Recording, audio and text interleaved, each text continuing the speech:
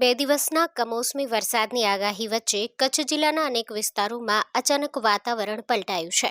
આજે ભુજના ગ્રામ્ય વિસ્તારો, ભુજ શહેર તેમજ આસપાસના પંથકમાં વરસાદી ઝાપટા પડ્યા હતા. વરસાદી ઝાપટા પડતા વાતાવરણમાં ઠંડક પ્રસરી ગઈ હતી. આ ઉપરાંત ગાંધીધામ વિસ્તારમાં પણ હળવાથી મધ્યમ વરસાદી ઝાપટા પડ્યા હોવાનું જાણવા મળ્યું છે.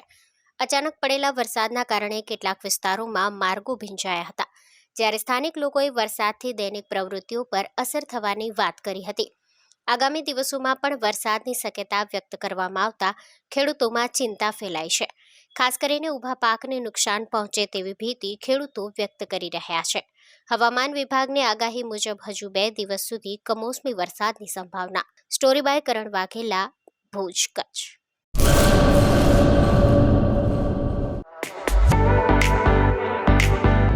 Dharmasut Suzuki,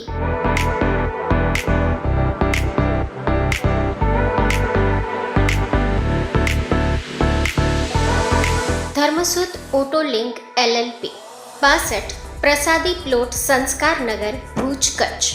mobile number 9825553691.